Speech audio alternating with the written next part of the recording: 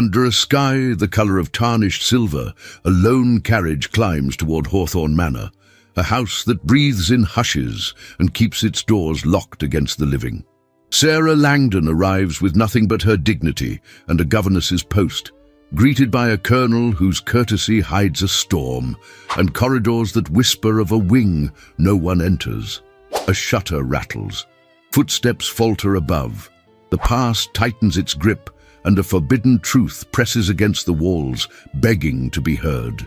Before love can bloom, an impossible choice rises: duty or desire, silence or courage.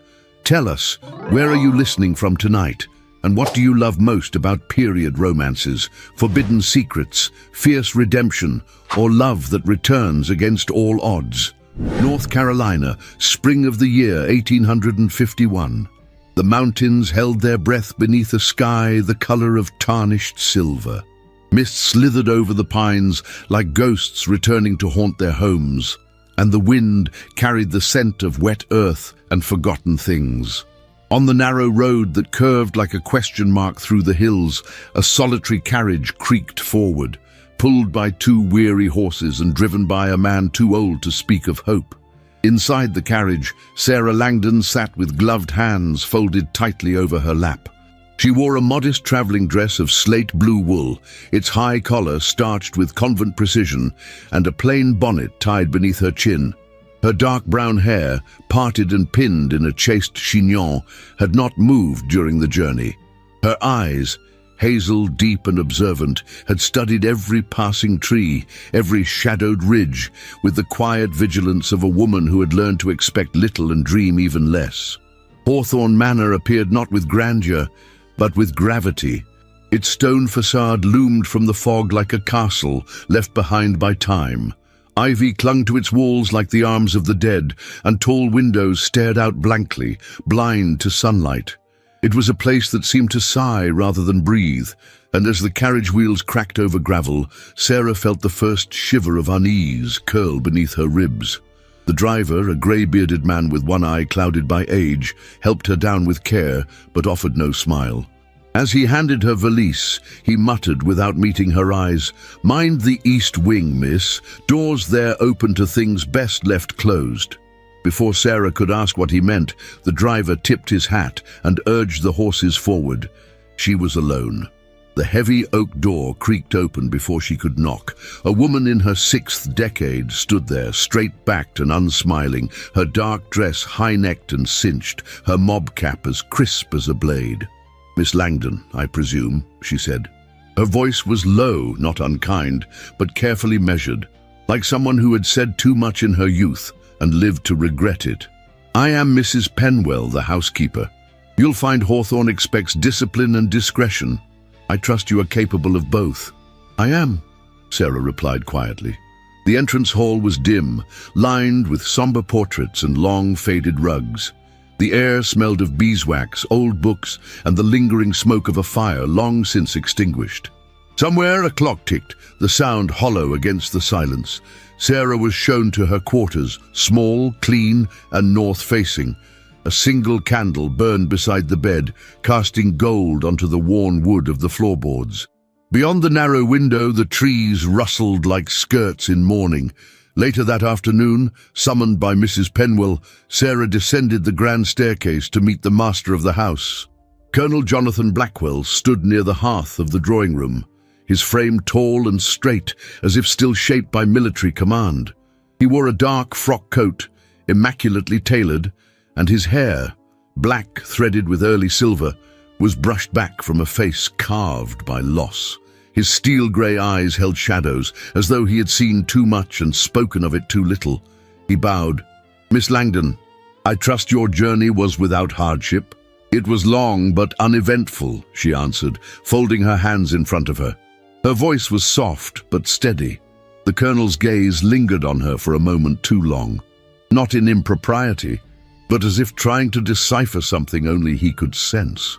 "You will be instructing Josette in reading, numbers and manners appropriate to her station," he said. "She is a quiet child, but keen when she feels safe." He said nothing else before turning to gaze into the fire. Sarah felt dismissed, though not rudely. It was as if speaking cost him something, and he was always calculating whether the price was worth paying. The first encounter with Josette took place in the solarium, a room filled with pale light and dust-covered roses. The child sat by the window, her small figure dwarfed by a chair too large for her. She wore a simple cotton dress, faded lilac in color, and her light brown curls were held back by a ribbon. Her eyes, grey-green and solemn, studied Sarah with the careful silence of a wounded bird. "Hello, Josette," Sarah said gently. "I'm Miss Langdon. I'm here to be your governess." The girl said nothing, but her eyes did not leave Sarah's face. It was only when Sarah took a book from the shelf and sat on the carpet beside her, rather than across the room, that the girl's hand crept slowly forward, touching the edge of Sarah's skirt like one might touch water to test its warmth. In that moment, something unseen shifted. That night, Sarah wandered the halls alone. She wished to memorize the layout of the house, but soon realized Hawthorne had its own will. Corridors twisted unexpectedly. Doorways that seemed to promise one room opened into another. She paused at the base of a narrow stairwell leading upward into shadow. A rusted keyhole glinted beneath the handle, and the door was bolted shut. She raised her hand to touch it. A soft groan echoed from the other side. Startled, she turned to find Mrs. Penwell behind her. "That part of the house is closed," the housekeeper said sharply. "Best not to go poking about, Miss Langdon. Curiosity can be costly in places like this." Sarah inclined her head. "Of course, Mrs. Penwell."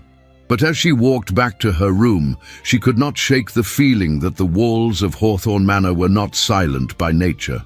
They were silent by command, and something behind those locked doors had not yet finished speaking. That night, as rain whispered against the windows and wind moved through the trees like a lament, Sarah sat by the candlelight, pen in hand, and wrote to no one in particular. "There is a sorrow in this house that does not speak, but it listens, and I fear it waits." She folded the page and placed it beneath her pillow. Then she blew out the candle, and somewhere, far above, a door groaned softly and closed. The days at Hawthorne Manor did not pass so much as unfold, slowly and with ceremony, like the turning of brittle parchment in an old unread book. The air itself seemed governed by time's slower hand. Morning light crept shyly through the tall windows, and the chiming of the great hall clock reverberated like an echo from another century. Sarah Langdon had been at the manor for nearly 3 weeks. Her presence, once foreign and tentative, had begun to weave itself gently into the rhythm of the house.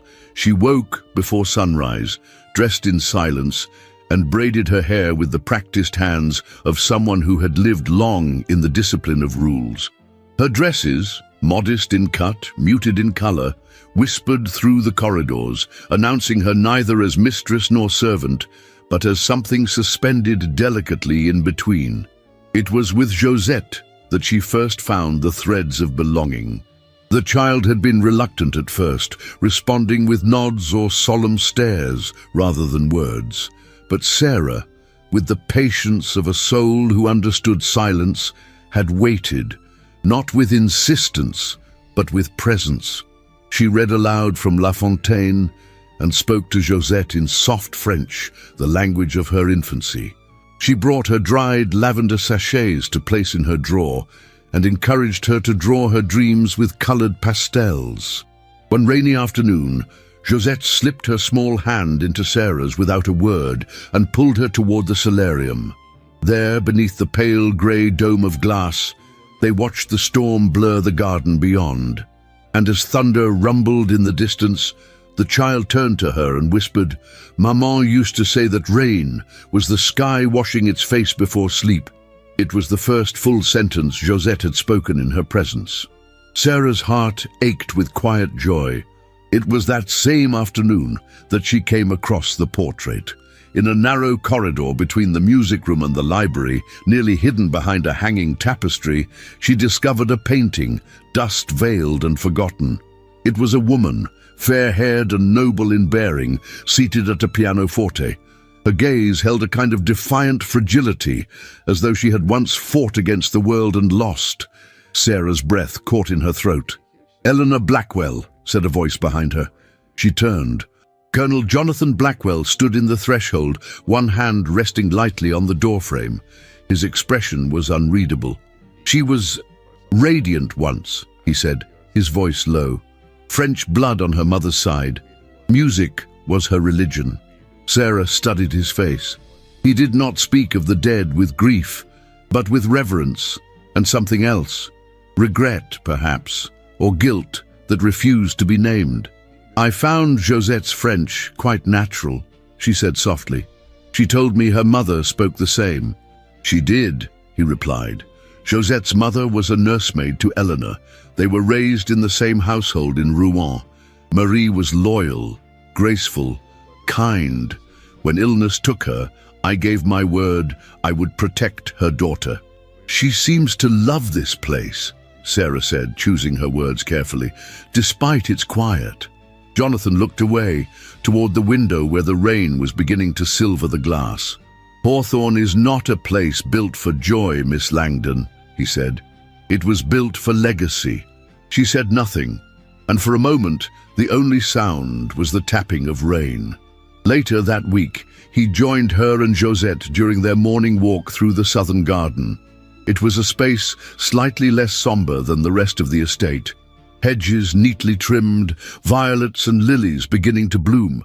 Jonathan walked with hands behind his back, his cane unused but ever present. He asked about Josette's lessons, her numbers, her reading. Sarah answered plainly, but with a quiet pride in the child's progress. Josette skipped ahead, chasing a yellow butterfly. "You've done more for her in a fortnight," he said without looking at Sarah, "than I have in a year." "She needed someone to see her," Sarah replied gently. His eyes flickered toward hers then, briefly but with weight. "And what of you, Miss Langdon? Have you ever been seen?" The question caught her off guard. Her lips parted, but no answer came. It was not a flirtation. It was something far more dangerous, a question that looked inward, not outward. She excused herself after the walk and spent the afternoon in the library. Books lined the walls like sentinels, their spines faded by age. She pulled down a volume of poetry and ran her fingers along the pages, trying to quiet the tremor in her breath. His voice lingered, not in her ears, but in her chest. That night, a shutter on the upper floor began to rattle. It had not done so before. Sarah rose from her bed and lit her candle, stepping into the hallway. The noise stopped as suddenly as it began. She turned and thought for the briefest of seconds that she saw the edge of a gown slip behind the far corner, but when she followed, there was nothing, only the locked stairwell and the shadows it guarded. The next morning, she asked Mrs. Penwell whether the attic was ever used. The housekeeper, stirring her tea with precise, silent movements, replied, "No one goes there." Sarah held her gaze, and for the first time she saw something flicker behind Agatha's eyes. Not fear, not guilt, but memory, deep and unwilling. "Is there a reason?" Sarah asked carefully. Mrs. Penwell stood and placed the teacup aside. "Some parts of a house are meant to be closed, Miss Langdon, like chapters best left unread." Sarah did not press further. Days continued, each with small shifts. Jonathan lingered longer in the drawing room when she read aloud to Josette. His eyes would close, not in sleep, but as if listening became prayer. When he did speak, his words were deliberate, never wasted. He asked about New Orleans, about convent life, about her impressions of the local flora. He never asked about her heart, but sometimes she wondered if he already knew. One evening after dinner, he asked her to play something at the pianoforte. Sarah hesitated.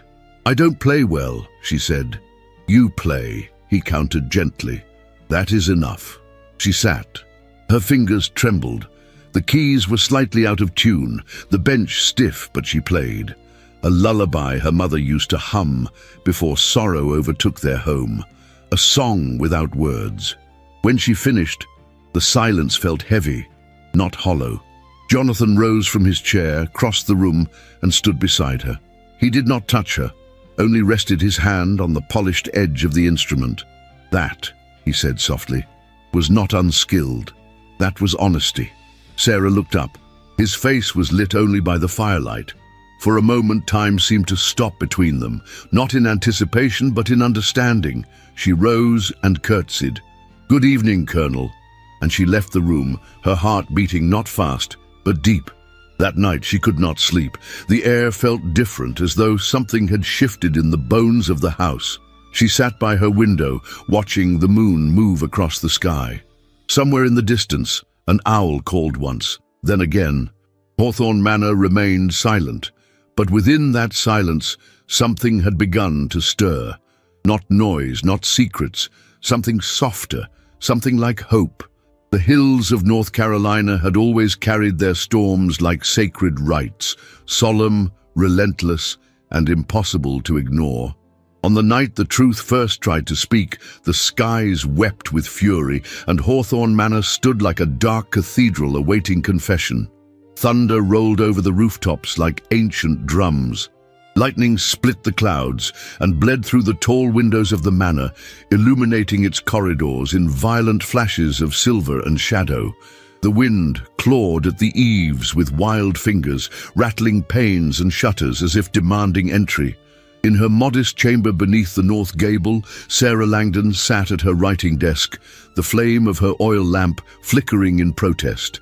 Her pen hovered over paper, unmoving. The ink had long dried upon the tip, but her thoughts remained restless. She had tried to write, tried to drown her unease in the rhythm of sentences, but the storm outside had a rhythm of its own, louder, older, and far more persuasive. She had grown accustomed to the sounds of hawthorn, the creak of floorboards, the hush of velvet curtains stirring without breeze, the muffled steps of Mrs. Penwell's practical shoes echoing down morning halls. But this night, something was different. It began as a low moan, so faint that Sarah first mistook it for the wind itself. Yet it returned, longer, rising into a wail that no storm could claim. Her heart tightened. It came again, not from the garden, not from below, from above, from the east wing. She rose slowly, wrapping her shawl tightly around her shoulders. She stepped into the corridor barefoot, the stone floor cold beneath her soles. The storm howled louder now, like some furious choir surrounding the house, and still the sound, wailing, desperate, undeniably human, called from behind the forbidden doors. The stairwell was dark. The candle trembled in her grip. Each step creaked like a whispered warning, but she did not turn back. At the landing she reached the bolted door, the one Mrs. Penwell had warned her from. Her hand hovered over the latch. Then a voice, startlingly close. "You should not be here." Mrs. Agatha Penwell stood at the end of the hall, her figure framed by the faint glow of her own lamp. Her white cap was slightly askew, and for the first time since Sarah's arrival, the older woman's composure was fractured. "I heard someone," Sarah said, her voice steady despite the hammering of her heart. "It was the storm. Nothing more." "It was not the storm." Agatha's lips thinned. "You are not the first to hear things in this house, but you must learn. Some noises do not require answers. Some truths serve no one." "I do not fear the truth," Sarah whispered. "Then you are a rare creature," the housekeeper replied. Her voice held no cruelty, only the weariness of one who had carried too much, too long. "But it is not your burden to bear." The older woman stepped forward and gently took the candle from Sarah's hands. "Go back to your room." Sarah did not move. She looked once more at the bolted door, then turned, the weight of questions clinging to her like wet wool.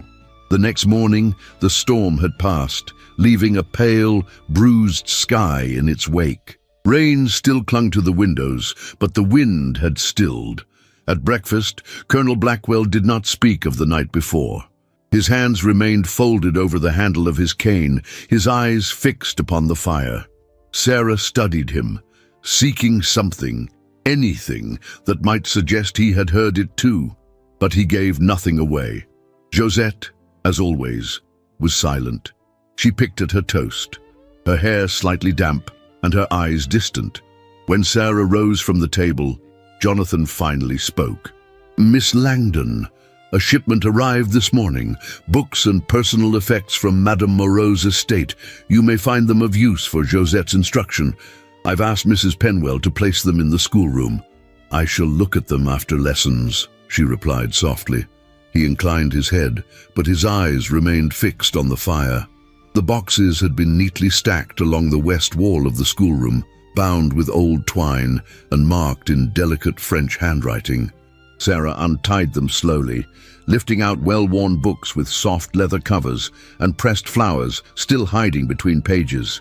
At the bottom of the third box, wrapped in linen, she found it. A diary, thin and bound in faded green velvet. The initials MM were stitched along the spine. She opened it with reverence. The handwriting was delicate and feminine, but strong. It spoke of seasons at Hawthorne, of Eleanor Blackwell's laughter, of Josette's infancy, of music drifting through corridors and the scent of orange blossom in spring. But as the pages turned, the tone shifted. Entries grew shorter, phrases more desperate. "Eleanor has not been well since the child. The dreams disturb her. She speaks in French to shadows. The colonel pretends, but I see his fear. He hides her away. Agatha brings trays she never touches. No one must know. No one." Sarah's fingers trembled. She turned another page, but it was torn, and the rest of the diary had been violently ripped away. She sat in the schoolroom long after the sun had moved past the window. Outside, the world remained indifferent. Trees swayed, birds sang, life went on. But inside Sarah's chest, a quiet war began. That evening, she did not descend for supper. She stood at her window, eyes fixed on the east wing. The shutters there had not rattled today. The silence was louder than before.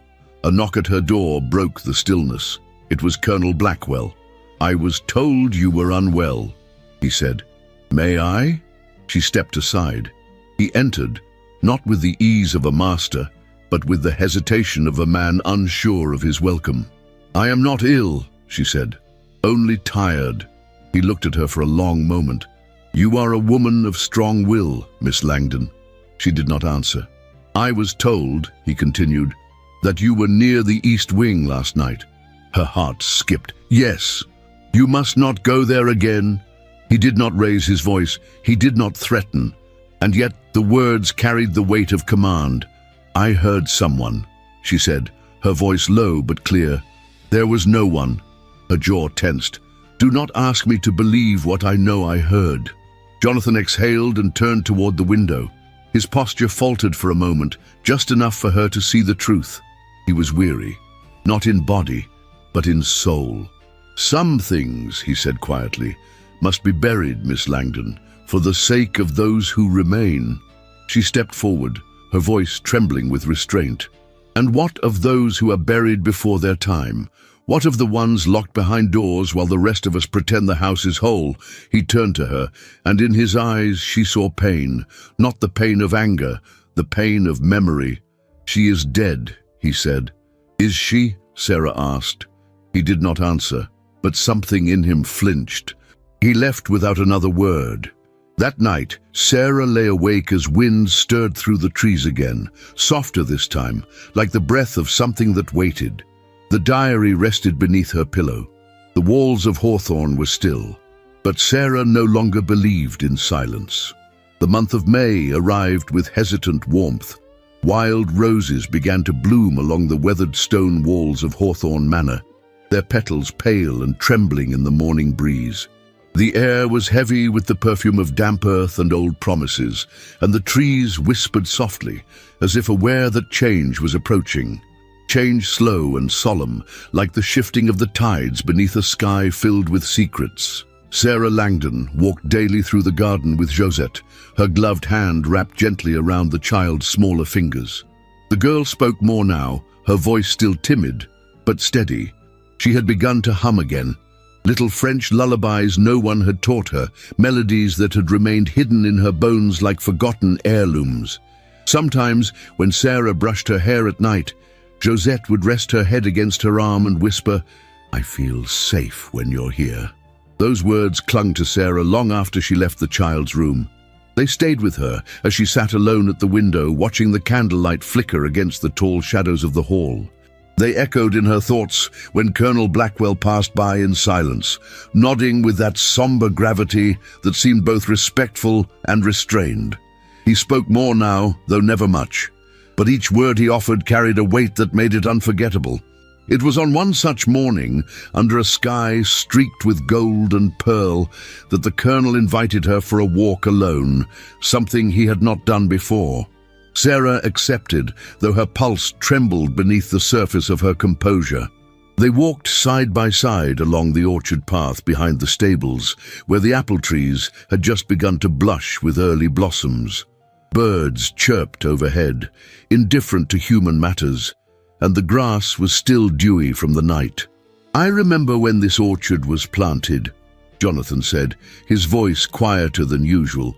"My father wanted it for show. The fruit was never sweet."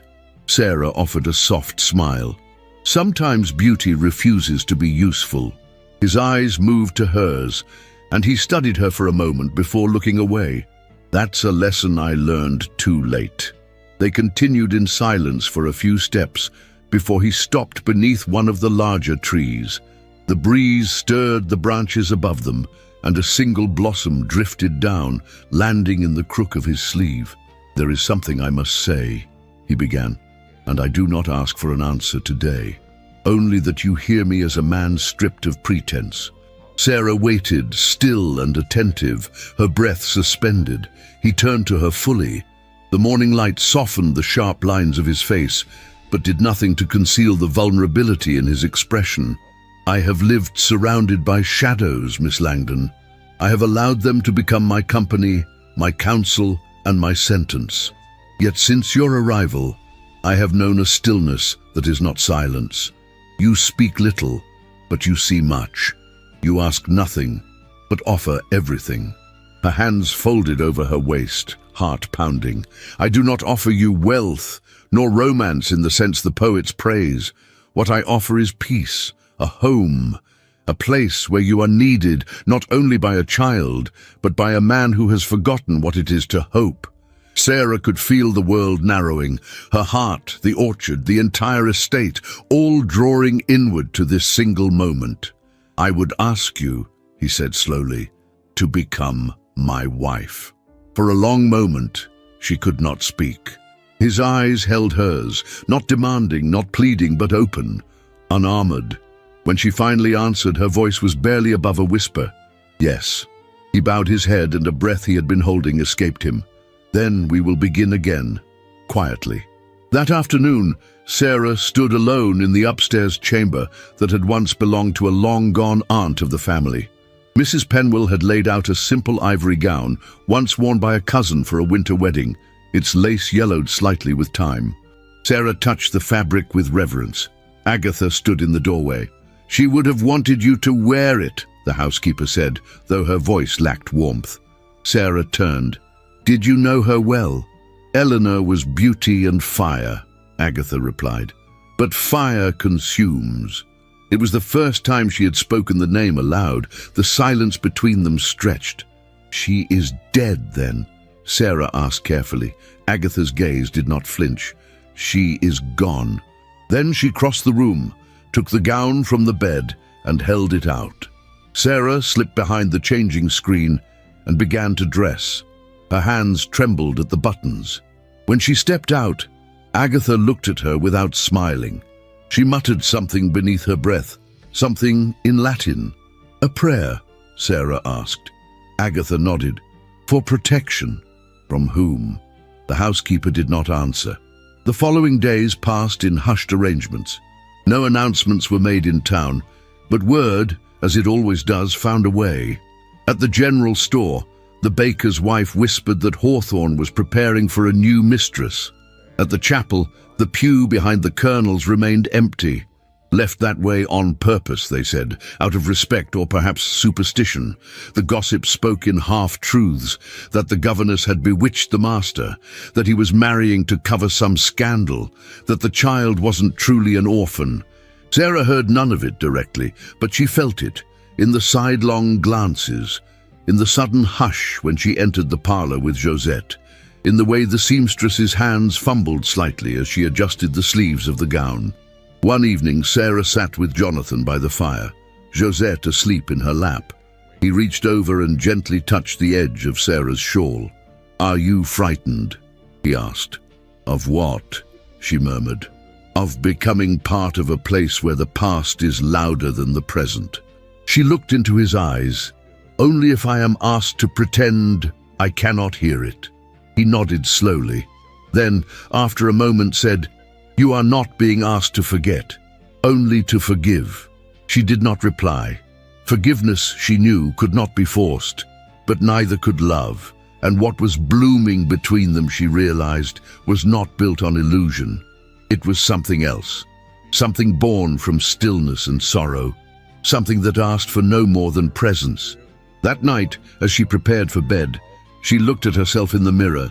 Her face was calm, her cheeks touched with a faint color that had not been there weeks before. But her eyes, they remained cautious. She opened the drawer beside her bed. The diary of Madame Moreau still lay within. She had not read it again, but its weight, like all truths, remained. As she closed the drawer, the candlelight flickered, and the wind stirred faintly against the shutters. Sarah lay down with her hands crossed over her heart. Outside, the moon rose pale and watchful over the manor, and somewhere, in a place where no one spoke, a silence stirred again. The night before the wedding, Hawthorne Manor breathed with a stillness too perfect to trust. The air was heavy, saturated with the scent of jasmine drifting in from the gardens, and a hush had fallen upon every corridor as though the very walls awaited a verdict they already feared. In her room, Sarah Langdon sat before her mirror, her shawl still draped over her shoulders, her hair only half unpinned. A lamp flickered gently on the nightstand, its flame casting a golden halo against the wallpaper's faded floral pattern. The silence around her was deceptive, too dense, too obedient. She felt it press upon her skin, coil around her breath. The wedding gown, newly pressed and laid upon the bed, shimmered faintly in the candlelight like a ghost anticipating its entrance. But Sarah could not sleep. Her heart was restless in a way she could not name, as if the house itself had turned its eyes toward her and whispered, "You are not ready to know." She rose and crossed to the window. The moon hung low and round above the trees, silvering the orchard and the broken stone path. Not a leaf stirred, not a nightbird called. And then it came, a sound so sudden, so piercing, that it seemed to rend the night in two. A scream, not the wind, not an owl, not a dream. A human scream, womanly, raw, full of madness and agony. Sarah froze. It rose again, clearer now, a shriek of such primal despair that her body reacted before her mind could reason. She grabbed her lamp and fled into the hallway, bare feet moving swiftly across the cold wood floors. Her hand trembled as she held the flame high, casting warped shadows onto the walls as she climbed the narrow back stairs that led to the east wing. She knew where it had come from. She had always known. She passed the bolted door, the one she had seen but not dared approach in the daylight, and paused. The air here was colder, older. The scream had stopped, but behind the door she could hear something. Breathing, a soft muttering. The creak of floorboards as someone paced or stumbled. She lifted the latch. It was locked. Behind her, the sound of quick steps on the stair startled her. She turned sharply to find Mrs. Penwell, her face pale and furious, her nightcap askew and her eyes filled with terror. "What do you think you are doing?" the housekeeper hissed. "There's someone in there," Sarah cried, her voice low but firm. "Turn back, now!" "Who is she?" "Go to your room." But Sarah stood her ground. "No, not this time. No more silence." Agatha looked at her then, not with anger, but with defeat. with the sorrow of a woman who has carried a burden for too long and is now too tired to carry it further. "She was once the mistress of this house," she whispered. "Now, she is a prisoner of it." And then, without another word, she reached into the folds of her apron and withdrew a key. Sarah's hand closed around it. She turned the lock. The door creaked open slowly, as if reluctant to reveal what lay beyond. The room was dark, save for a sliver of moonlight that fell through a small, dust-covered window. The air smelled of neglect, old wood, mildew, the faint trace of lavender, long faded. The walls were papered in what had once been elegant floral print, now torn and stained. Furniture covered in white sheets loomed like ghosts. And then she saw her. In the far corner of the room, hunched near the fireplace, was a woman. Her golden hair was matted and tangled, falling over her shoulders like wild vines.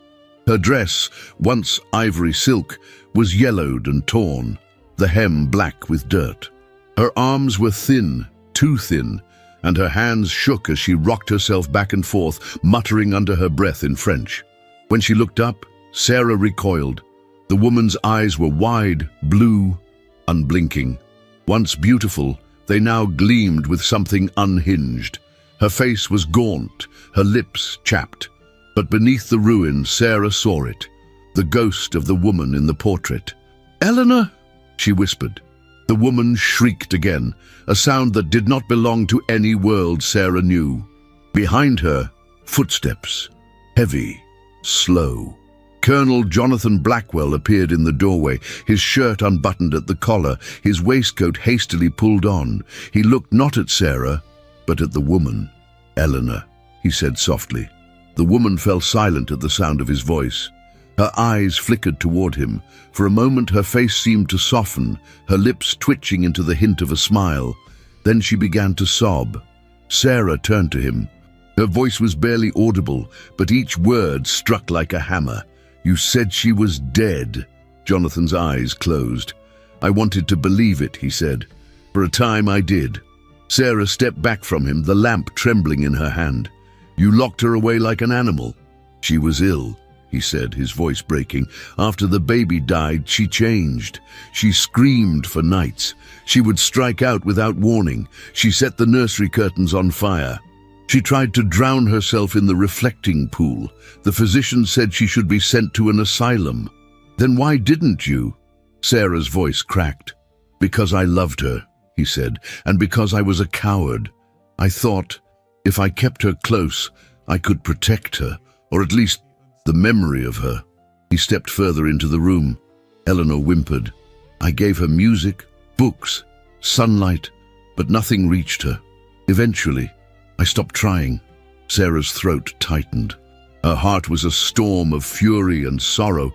"And you allowed me to fall in love with you," she whispered, "under falsehoods, in a house built on secrets.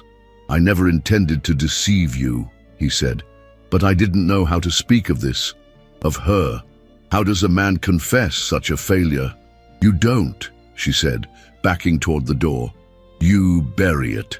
Agatha stood in the hall, eyes wet with unshed tears. "Miss Langdon," she began, but Sarah could not bear to hear another word.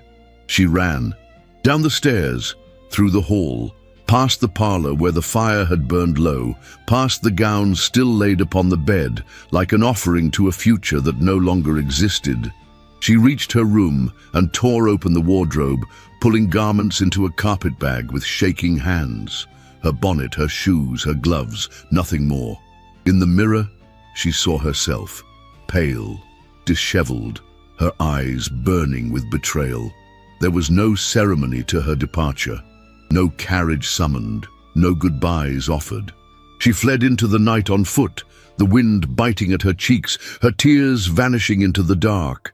The gates of Hawthorne loomed ahead like sentinels, and beyond them, the road that led away from everything she had believed could be hers. Behind her the house stood silent again, but this time it would never be silent in the same way. For truth, once spoken, does not return to sleep. The road was never meant to welcome women like her. It did not soften under her feet, nor did it part the mist to ease her passage. It offered no comfort, no shelter, no promise. It simply stretched forward, muddy, winding, indifferent, vanishing into a grey horizon painted with drizzle and pine. And so, with a heart split open and stitched only by dignity, Sarah Langdon walked. She walked away from Hawthorne Manor with nothing more than a carpetbag and a heart full of broken vows. No carriage bore her name, no servant trailed behind.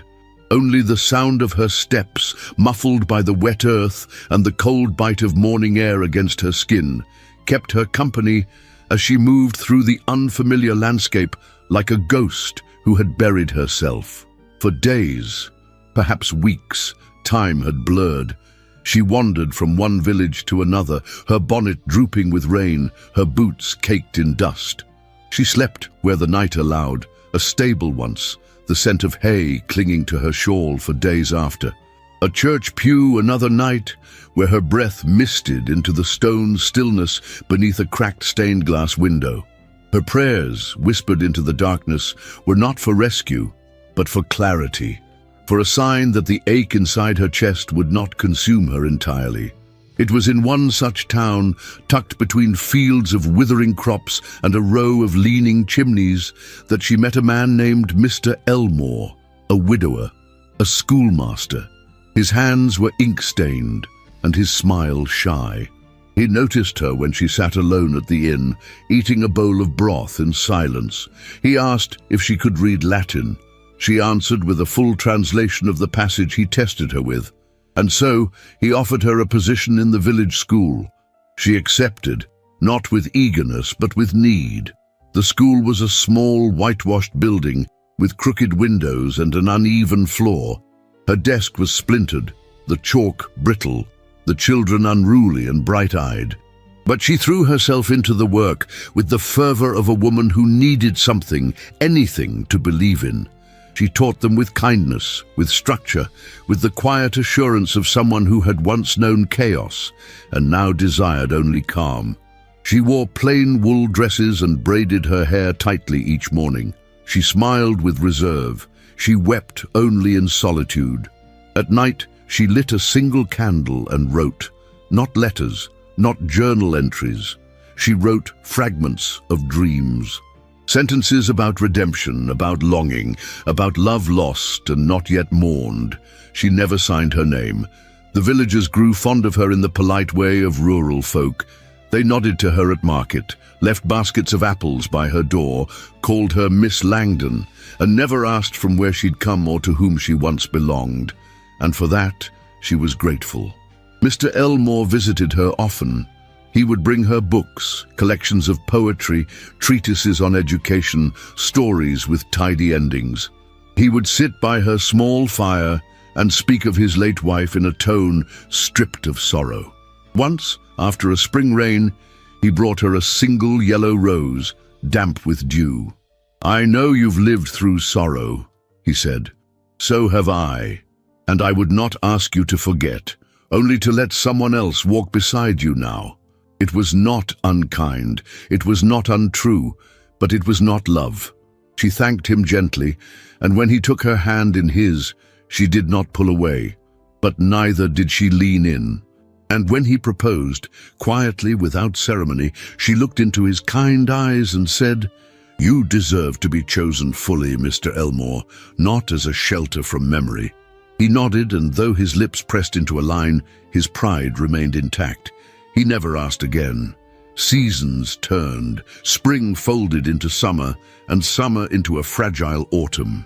Sarah walked daily to the school, her shawl gathered tight around her. She taught with devotion, but the fire in her lessons dimmed when she caught herself using metaphors drawn from another life. When the wind shifted just so, she would smell jasmine. When she saw a girl in the market plaiting her doll's hair, she would think of Josette's solemn eyes, the way her small fingers clung to her hand like ivy on stone. She dreamed of music, of lace resting on ivory shoulders, of a man who asked for forgiveness with his silence because words had failed him. And then one morning, the whisper found her. It arrived not as a letter nor as a messenger at her door, but through the careless conversation of two travelling merchants who paused for water near the school gates. "Hawthorne burned," one said, spitting into the dust. "Whole place lit up in the night. They say madness took her in the end, the mistress, the wife, whatever she was." Sarah stood behind the schoolhouse door, her breath suspended. "Man got out," the other added. "Blind now. Shame." They moved on. Sarah's legs gave way beneath her. That night she sat by her fire for hours, unmoving. Her candle melted into its dish. Her pen remained untouched. The past had caught up to her, not as vengeance, but as echo. 3 days later, the letter arrived. There was no envelope, no name, just a folded scrap of linen paper placed gently within her desk drawer, nestled between lesson plans and a pressed leaf she could not recall keeping. She opened it with hands that trembled like violins beneath a bow. One line only: "She is gone. I cannot see the dawn." She read it once, then again and again. The ink was faint, the handwriting familiar, formal, controlled, yet wounded. It bore no signature. It did not need one. She rose slowly and went to the window. Rain had begun to fall, gentle, persistent, washing the dust from the panes, the earth, her breath. Sarah placed the letter against her chest, and for the first time in many months, she allowed herself to weep, not for what had been lost, but for what remained unanswered. The wind that carried the news came bitter and dry, as though it had passed first through smoke and ruin before reaching the world beyond the hills. It arrived in whispers, at the market, in chapels, on the lips of travelling merchants too accustomed to tragedy to give it reverence. And yet, for those who had once stood beneath the towering shadow of Hawthorne Manor, the words clung like ash. The house is gone. All of it. Burned. They said it had lit the sky like a pyre, flames rising higher than the chimney stacks visible from the cliffs on the northern ridge. That the night air had turned crimson with heat, and the trees had hissed as their leaves blackened and curled. They said the east wing had gone first. That the fire had fed on it like a beast, long starved, devouring the walls, the floors, the curtains that had once silenced so many cries. They said a woman had screamed just once before the roof fell. And they said a man had emerged from the smoke, broken and blind, Colonel Jonathan Blackwell. He had been found near the southern terrace, one arm scorched to the elbow, eyes burned by heat and soot. His coat had been torn from his back as if in offering, and blood had marked his collar where shards of glass had kissed his throat. It was Mrs. Penwell who pulled him from the rubble. She had been in the servants' quarters when the blaze began and rushed through the smoke to find Josette, safe, unharmed, but trembling in her nightdress beneath the stairwell. She had gone back for Jonathan. She had not gone back for Eleanor.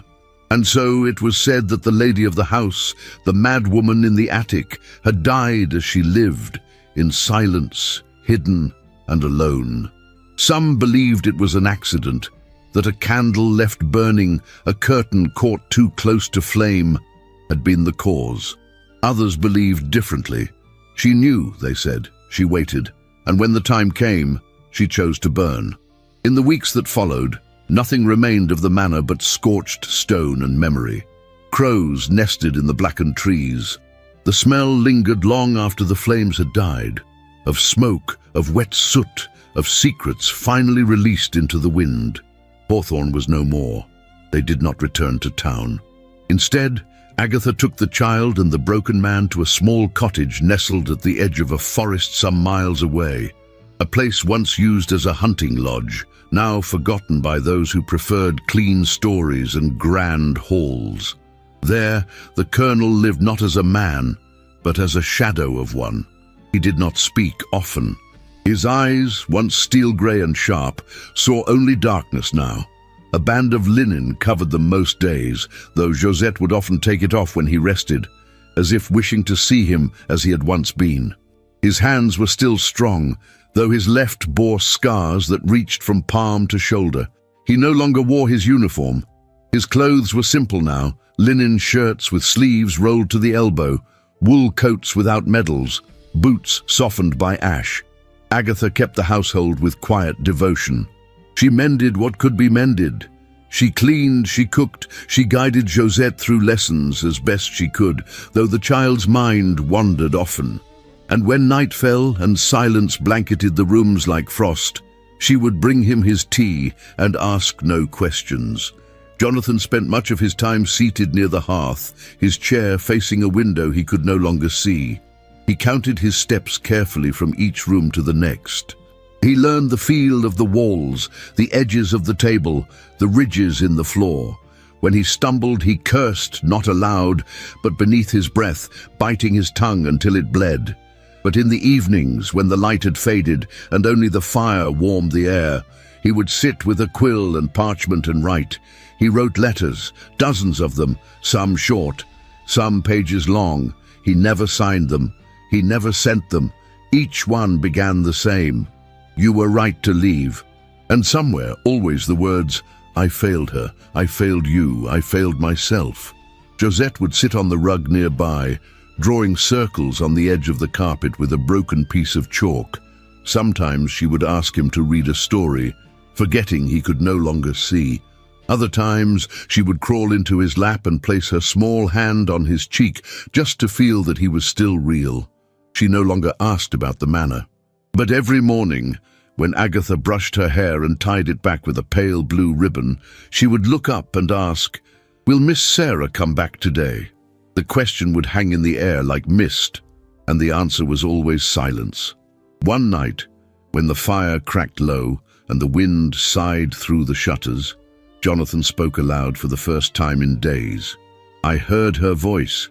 Agatha looked up from her knitting. "Sir?" "In the fire," he said. Before the beam fell, I heard Eleanor. But it wasn't a cry.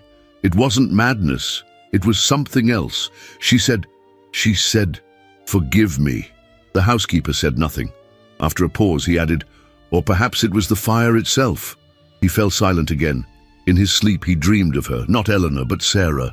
Her voice soft but firm, the weight of her presence in a room, the feel of her hand on Josette's shoulder, the scent of lavender when she passed by.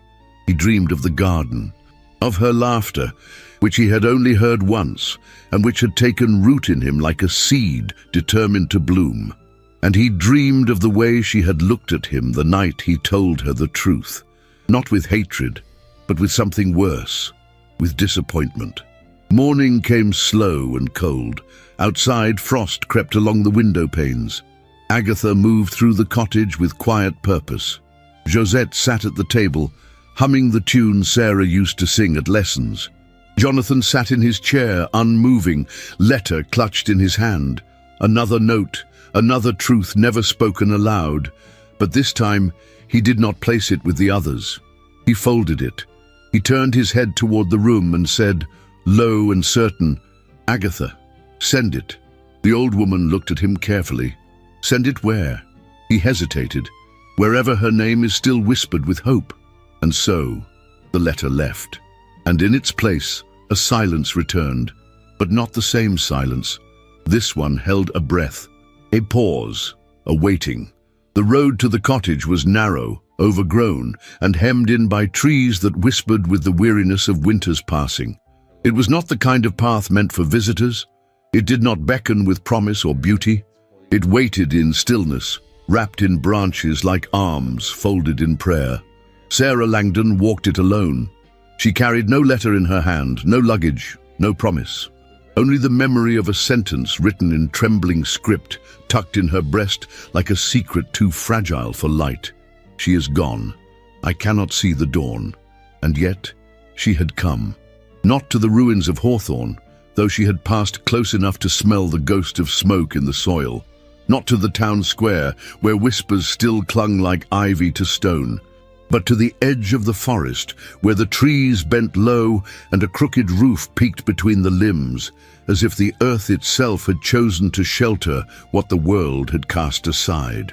The cottage stood like a wounded thing, sturdy but tired. Ivy climbed its stone walls. The shutters were slightly askew. A thin trail of smoke drifted from the chimney, curling into the grey sky like a sigh. She paused before the door, her hand hovering above the wood, and then she knocked. The sound echoed quietly. A pause, then slow steps within. The door creaked open. Agatha Penwell stood in the threshold, her face lined deeper than Sarah remembered, her expression unreadable. For a long moment, they simply looked at each other. "I wasn't certain you'd come," Agatha said at last. "I wasn't either," Sarah replied. The housekeeper nodded once, then stepped aside. Inside, the air was warm, heavy with the scent of burning wood and something faintly herbal, lavender perhaps, or rosemary drying above the hearth. The space was small, but clean.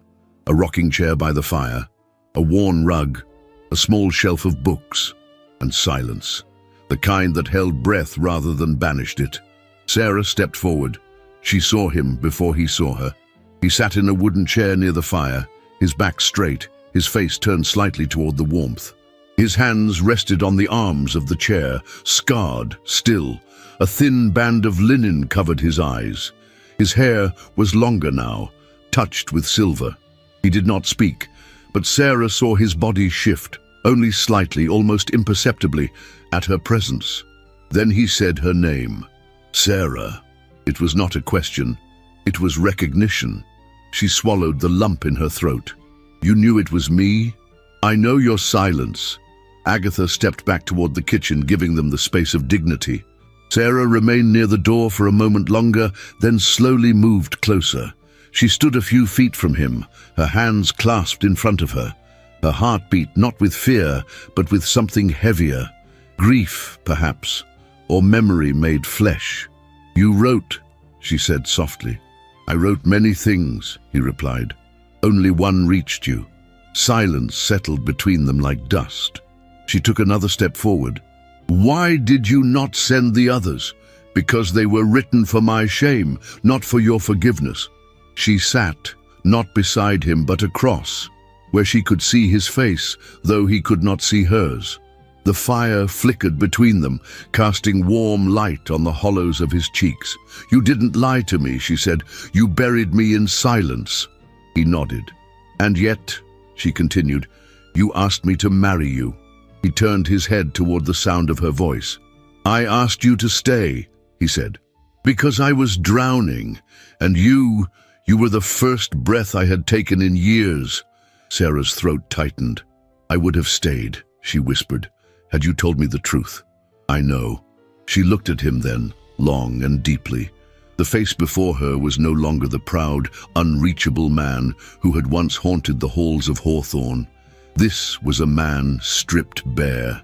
He had been burned by fire, by guilt, by grief, and yet he had endured. She asked the question she had carried for months. "Why didn't you send her away?" He was silent for a long moment. Then he spoke, slowly. "Because I was afraid, not of her, of the world, of what they would do to her. She was ill, yes, but she was also brilliant, sensitive. She felt everything too deeply. When the child died, something in her soul fractured. The doctors spoke of institutions, of methods I could not abide. I chose to protect her, and in doing so, I destroyed us all." Sarah's voice trembled. "You destroyed her?" He nodded, a single movement. "Yes." The wind outside whispered through the trees, but inside the cottage, the fire crackled softly. "And Josette?" Sarah asked. "She knows," he said, "not everything, but enough. She knows Eleanor was her godmother, that she became unwell, that she loved music and roses and once sang her to sleep." Sarah closed her eyes for a moment. Then she opened them. "And the town? They call me cursed," he said with a trace of a smile. "They say Hawthorne burned because it could no longer bear its own sins. They offered no help, no prayers, only distance. And you remained. For Josette," he said, "and for penance." Sarah rose then and crossed the space between them. She knelt beside his chair. "I didn't come for apologies," she said. He turned his face toward her voice. "Then why did you come?" She reached for his hand, scarred, trembling, and placed hers over it. Because I never stopped hearing you." His breath caught. "You're not the same man," she said. "You are quieter, more honest, more broken." He bowed his head. "I have nothing to offer." She looked up at him, her voice soft but firm. "Then let us begin with nothing." A sound came from the hallway, tiny footsteps. Josette stood in the doorway, her nightdress wrinkled, her hair unbraided. She clutched a worn cloth rabbit in her arms. When her eyes met Sarah's, she did not speak. She simply ran to her. Sarah opened her arms, and the child melted into them. "You came back," Josette whispered. "Yes," Sarah murmured into her hair. "I came back." Jonathan reached forward blindly, and his hand found the edge of Sarah's skirt. The three of them stayed like that for a long time, beneath the hush of the forest, beside the fire that no longer threatened to consume, in a silence that finally spoke the truth. The days that followed Sarah's return unfolded in hushed patterns, like a tapestry slowly revealing its design with every careful stitch. The cottage nestled at the edge of the woods did not ask questions. Its walls accepted her presence the way the earth accepts rain, quietly, reverently. She came not as a governess, not as a bride, but as something in between, as a woman still learning what it meant to forgive and whether that forgiveness could begin with herself. Jonathan did not ask her to stay. He had done that once, and the silence that followed had nearly undone him. Now he simply allowed her to exist in the same space, each hour tethered by memory and possibility. Agatha gave her the guest room without ceremony. Josette clung to her hand whenever she could, as though afraid that one blink might make her disappear again. And Sarah, who had lived months breathing only the air of duty, now found herself breathing something different, something dangerously close to hope. But hope, like grief, was not linear. There were nights she sat by the small window and stared into the forest, wondering whether she had made the right choice. The village school still stood. Mr. Elmore still walked those streets with a quiet gentleness. There, life was structured, predictable. Children laughed, books waited. Her name was respected, her past remained unnamed. Here there was pain, scars that hadn't healed. A man who had once betrayed her trust now stumbled through the world with eyes that could no longer see, but whose soul, perhaps, was finally learning how. She rose early each morning, before the fire was lit, before Josette stirred. She walked into the woods, letting the chill of the dawn anchor her body to the earth. She touched the bark of trees. She listened to birdsong. She remembered who she had been before Hawthorne and who she had become after it. And when she returned, she brought that clarity with her. One morning, she found Jonathan in the sitting room with Josette. The child sat across from him, a thick sheet of braille paper resting between them. Her small fingers brushed the raised dots, her lips forming words slowly, one syllable at a time. Jonathan sat stiffly, trying to follow her cadence. His hands hovered over the page, hesitant. "No," Josette said gently, placing her hand over his. "Like this." Sarah watched from the doorway. He leaned closer. "It feels like gravel." "It's words," she said. "You have to listen with your fingers." He tried again. His scarred hands moved across the paper with a painful awkwardness that made Sarah's chest ache, but he was trying. And in the silence between each word, she heard not failure, but determination. Later that night, Sarah sat by the hearth, darning one of Josette's stockings. Jonathan was nearby, silent, his presence like a shadow that warmed rather than darkened. He broke the quiet. "You should have stayed away." She didn't look up. "I tried." He was quiet for a moment. Then, "Do you regret coming?" She paused. "No." That single word opened a space between them, small but real. "There are moments," she continued, setting the stocking aside, "when I wonder what might have become of me had I never crossed the gates of Hawthorne." "And what do you see?" "A woman still whole, still unknown." He shifted. Unknown to herself or to others?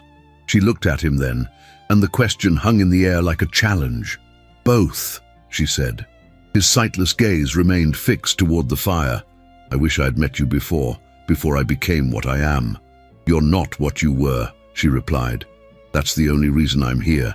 Josette entered then, barefoot and holding something wrapped in cloth.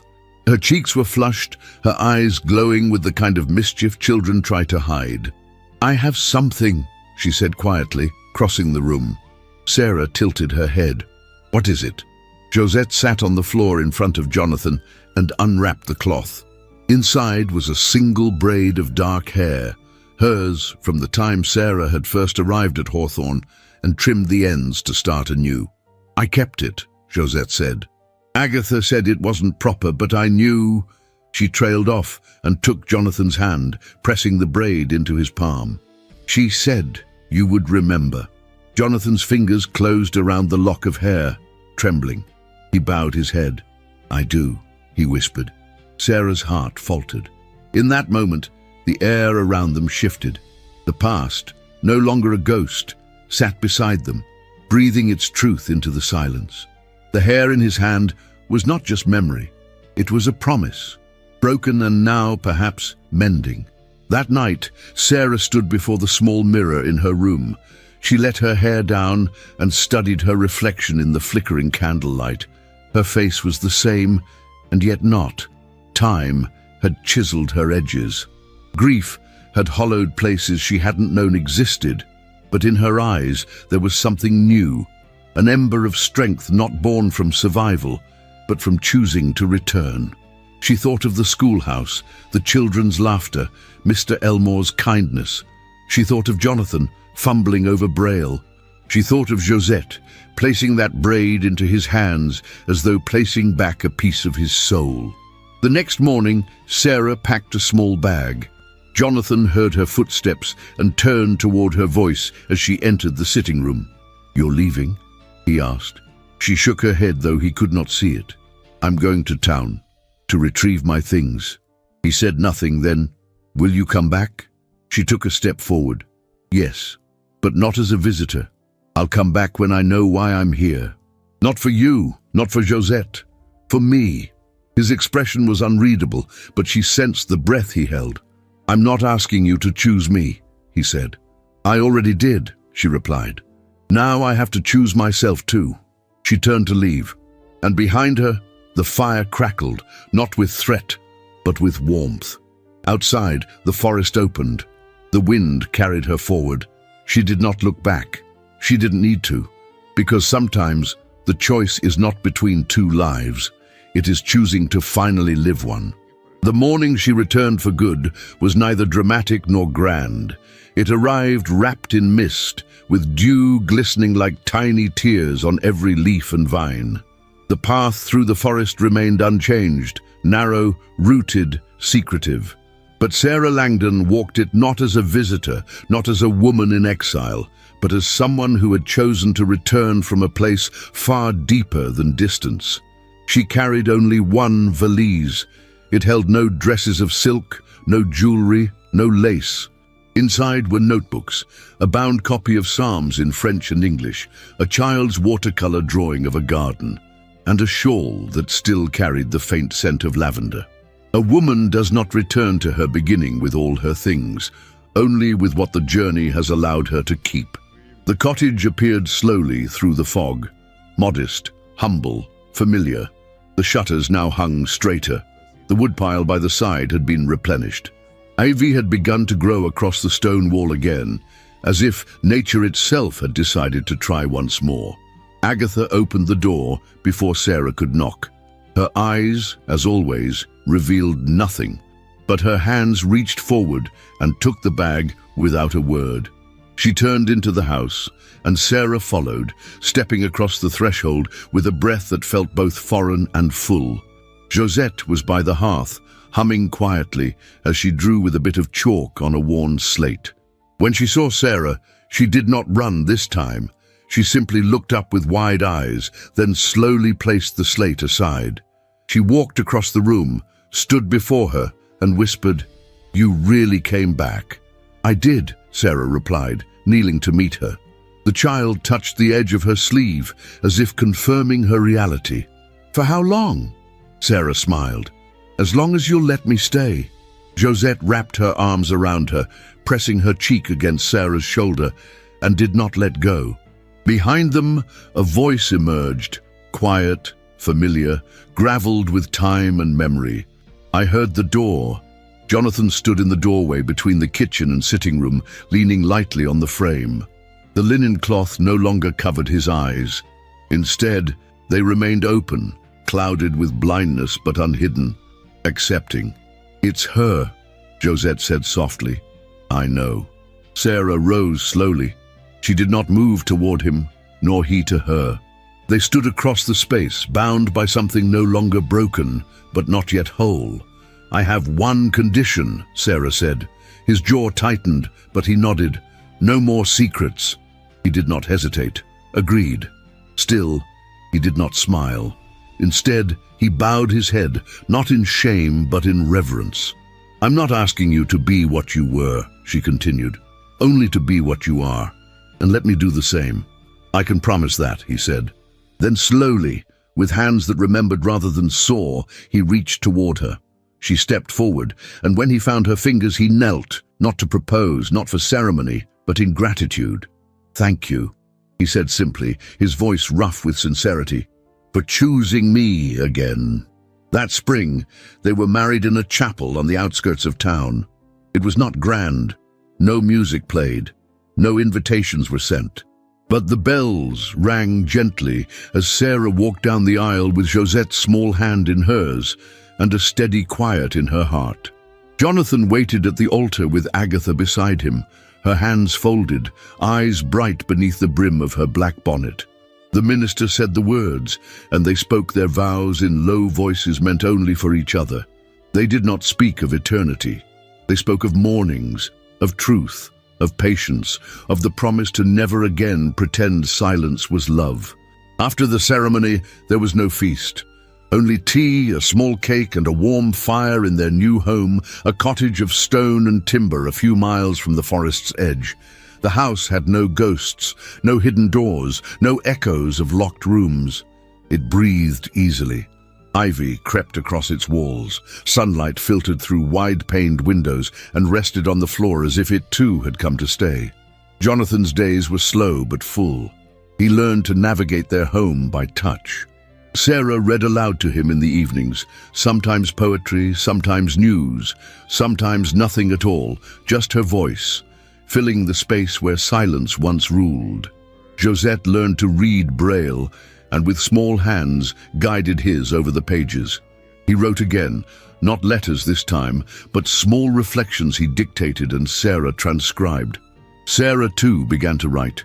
Her desk sat near a window where wild roses climbed. There, by the light of morning and the warmth of the fire, she began her memoir, not for the world, but for the girls who would come after her, girls who had been silenced, who had been lied to, who had been taught to carry other people's grief before their own joy. She titled it Ashes and Truth. In it she did not name Hawthorne directly, but she spoke of stone walls and quiet halls, of music never played and windows never opened.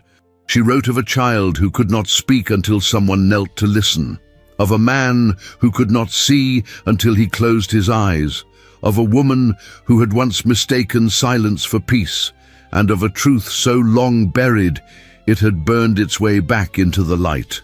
In the afternoons, she and Josette walked through the woods to gather herbs or wildflowers. The child's hair had grown longer. Her laughter came more easily. She no longer asked about the fire. But when they passed the place where the old manor once stood, Sarah would pause, place a hand over her heart, and bow her head, not in mourning, in remembrance. The town in time accepted them, quietly, as it accepts most things. Some still whispered, others nodded politely, but no one dared question the strength of a woman who had returned without bitterness or apology.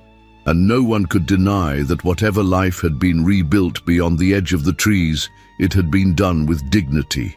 One night, near the first full moon of summer, Sarah stood in the garden with Jonathan beside her. The scent of roses filled the air, and fireflies danced like embers from a dream. "You once told me," she said, "that you had nothing to offer." He turned his head toward her, lips curving slightly. "I was wrong," she smiled, resting her head lightly against his shoulder. "You gave me freedom," she said, "and then you let me give it back." Inside the house, Josette's lullaby drifted through the open window. Sarah closed her eyes. The silence between them was no longer heavy.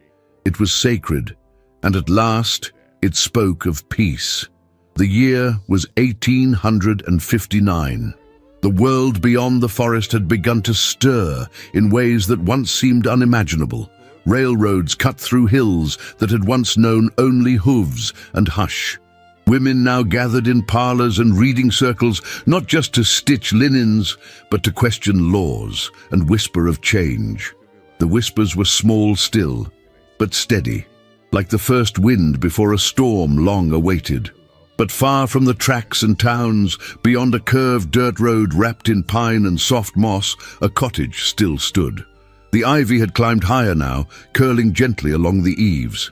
Its roots had taken hold just as its inhabitants had, not with force, but with quiet devotion. The roof had been mended twice, the front door painted a pale blue. Children's laughter rang in the garden, where wild roses bloomed alongside mint and thyme. And near the window, a woman sat with her pen, as she always had, capturing the stories time tried to steal. Sarah Langdon Blackwell was now 33. Her face had changed with the years. Lines graced the corners of her eyes, and her gaze carried a tenderness laced with deeper wisdom. But her smile had only grown stronger, shaped by peace rather than pain. She had not abandoned writing. In fact, her memoir, Ashes and Truth, had been printed 5 years prior in a small Boston press run by women. It had passed from hand to hand quietly, discreetly, until it found a voice in places she would never see. Convent libraries, teachers' trunks, bedside drawers in farmhouses and boarding houses alike. Some called it radical, others called it salvation. She had written not just for girls, but for herself and for Eleanor, who never got to write her own ending. Inside the house, 2 children played on the floor, one with a wooden train, the other attempting to braid a doll's unruly yarn hair. Emma was 6, dark-haired and willful, born with Sarah's fire and Jonathan's patience. And Samuel, 4, was quieter, gentler, always looking to his sister before taking a step. They bore the name Blackwell, but they carried so much more. In the sitting room, Jonathan rested in his chair by the window. His eyes, long since blinded, remained open, soft with reflection. He had grown thinner, slower, but not weaker. He walked without a cane now, guided by memory and the small hands of children who called him Papa. His hair had gone fully silver, but his voice, when he read or dictated, still held its quiet command. He had never rebuilt Hawthorne. He had never wanted to. What he built instead was this: 4 walls, a warm fire, a home stitched not by grandeur but by truth. Josette was now 16, taller, bright. Her eyes still held that soft storm they had always carried, but now they danced too, especially when she played the pianoforte, her fingers flying across the keys Eleanor once loved. She called Sarah Mama now. She had done so for years, without being asked, on a spring morning when the past finally let her go. Agatha Penwell still lived with them, though age had slowed her steps. Her hair was white as snow, and her hands trembled as she sewed. But her gaze remained as steady as it had been the day Sarah first arrived at Hawthorne's door. It was she who watched over the children with an eagle's eye, who whispered Latin prayers over their foreheads at night, and who now rocked gently on the porch, a blanket across her knees. She had paid a price for her silence long ago, but she had paid it in years of loyalty, and now, in the weight of knowing she had helped mend what was broken. Not all had been forgiven, not all had been forgotten, but peace had made its home here, and it had stayed. On the mantel stood a single photograph taken by a traveling daguerreotypist from Charleston. In it, Jonathan sat with his arm around Sarah, his face turned slightly toward hers. Josette stood behind them, hands on their shoulders, and in Sarah's lap sat a baby, Emma, then only months old. The image had faded some with sun and time, but the love in it had not. One afternoon, as golden light poured in through the windows, Jonathan sat in his chair with little Samuel in his lap. Sarah watched them from the doorway, her hands dusted with flour from baking. "Tell me again," the boy said, curling into his father's chest. "How Mama saved you." Jonathan smiled. "No," he said gently. "She didn't save me, she saw me, and that saved everything else." Later that evening, when the children were tucked into bed and Josette played softly in the background, Sarah and Jonathan sat on the porch beneath a rising moon. He reached for her hand as he always did, by feel, by instinct. "I think of her often," he said quietly. Sarah nodded. "So do I. Do you think she would have forgiven me?" he asked. Sarah paused, then replied, "I think she already has." He turned his face toward hers. "And you?" She leaned her head against his shoulder. "I did, the moment you stopped hiding." They stayed like that until the stars came out, no longer in mourning for what had been lost, but in deep gratitude for what had been rebuilt, brick by brick, breath by breath. And in that cottage, surrounded by ash-born roses, laughter, and the echoes of a house that once held only silence, love endured, not as illusion, but as truth. And truth, once chosen, never burns. It only shines. And so, dear listener, the story of Sarah Langdon and Colonel Jonathan Blackwell comes to a close. But perhaps in truth, it's not an ending. Because what we just witnessed was not only a romance born from longing and silence, but a rebirth forged in truth, forgiveness, and the courage to return, not to what was, but to what could be. Through betrayal and sorrow, through fire and distance, we saw two souls strip away illusion and face one another not with pride, but with vulnerability. And from that, they built something stronger than a manor of stone. They built a life rooted in presence, in honesty, in love rebuilt not on dreams, but on ashes. Maybe that is the lesson we carry today, that love is not perfection, that peace is not silence, and that beginnings are often found not in grand arrivals, but in the quiet moment someone says, "You can come back if you want to." If this story stirred your heart, left you breathless, or brought even a single tear to your eyes, we would love to hear from you. Tell us in the comments what part touched you the most, and if you made it to the very end, leave the word Ivy in your comment. It's our secret way of knowing who stayed with us through every chapter, every sigh, every shadow. If you feel moved to support the team that lovingly creates these historical tales, you can send a super thanks here on YouTube with whatever amount you feel called to give. It helps us continue crafting stories like this with the care and passion they deserve. But if that's not possible right now, simply sharing this video with someone who loves emotional, timeless romances is more help than you can imagine. Stories live through those who pass them on. And don't forget, there are more unforgettable journeys waiting for you. I've left similar tales in the cards above, just one click away. Thank you from the bottom of our hearts for choosing to walk this path with us.